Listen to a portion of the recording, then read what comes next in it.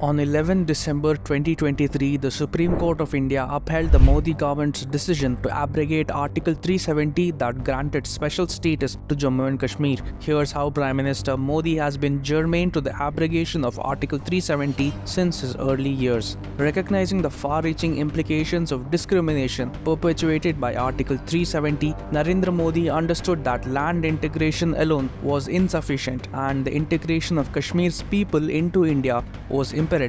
When he was an RSS worker in 1984-85, PM Modi gave a speech at the Sangh Shiksha Varg in Pune, highlighting the discrimination perpetuated by Articles 370 and 35A. As a BJP worker, he learned about the region's challenges firsthand by engaging with locals during extensive travels across the state amidst heightened terrorism in the late 1980s and early 1990s. In 1992, Narendra Modi, a BJP leader, was tasked with organizing the Ekta Yatra, a 45-day journey from Kanyakumari to Kashmir, amidst opposition from political adversaries.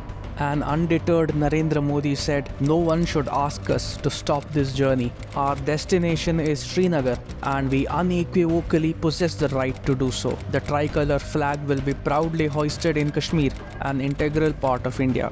Despite a terrorist attack on Yatris near Phagwara during the Ekta Yatra on January 23, 1992, resulting in 6 deaths and 50 injuries, Narendra Modi's unwavering resolve persisted. As the Yatra neared its end and threats intensified, Modi boldly declared on January 24 that no one could stop him from unfurling the national flag at Lal Chowk. Lal Chowk में posters लगाएं, दीवारों पे लिखा है, जिसने अपनी मां का दूध पिया हो वो श्रीनगर के लाल चौक में आए, आकर के भारत का तिरंगा झंडा फहराएं, और अगर वो जिंदा वापस जाएगा तो आतंकवादी उसे इनाम देंगे।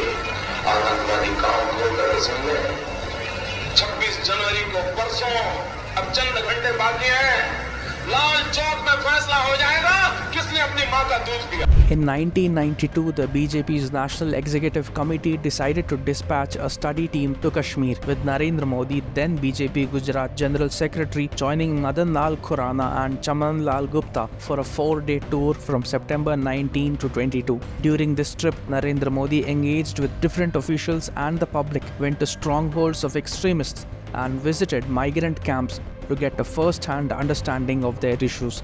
The report submitted by the study exposed the policy paralysis, lack of political will, extremists taking over civil administration appointments, unprecedented levels of corruption, lack of tax collection, etc. Throughout the 1990s, Narendra Modi immersed himself in the local communities, extensively traveling across various Kashmir districts including Kupwara, Bandipora, Ganderbal, Baramulla, Budgam, Srinagar and Shopian, expressing deep concern for the impact of militancy on the youth and the transformation of Kashmir from heaven to hell. Narendra Modi recognized that militancy and terrorism in the region were fueled by Pakistan, and Article 370 was emboldening Pakistan all the more. In November 1996, the Farooq Abdullah-led state government established a state autonomy committee chaired by Dr. Karan Singh and later by PWD Minister Ghulam Mohiuddin Shah to recommend measures for restoring autonomy to J&K. Key recommendations included altering temporary in Article 370 to special, limiting the union government's legislative powers to defense,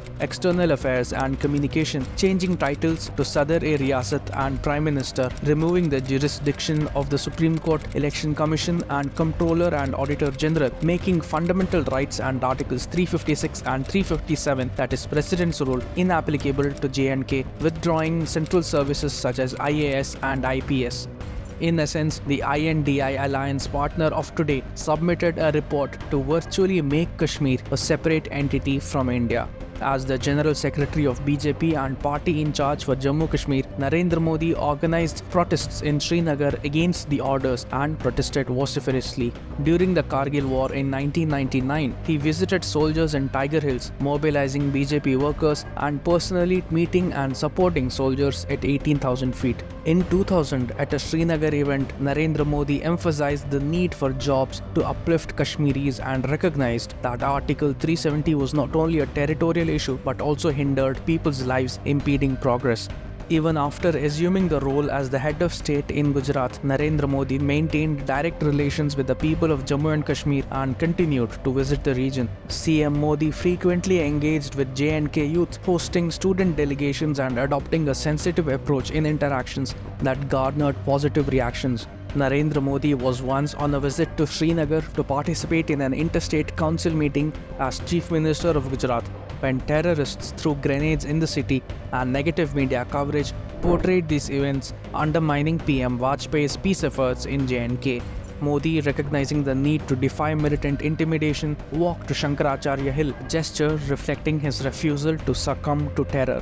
During his first ever election rally for the 2014 Lok Sabha elections in Jammu and Kashmir in December 2013, PM Modi chose to highlight the discrimination faced by SC, ST, OBC and women due to Article 370 and Article 35A. As the BJP's prime ministerial candidate, he pitched Article 370 as a significant roadblock to the region's development. The removal of Article 370 had long been part of the BJP's manifesto. After laying the groundwork in his first term, Prime Minister Modi fulfilled the promise at the beginning of his second term, which has then been upheld by the Supreme Court today.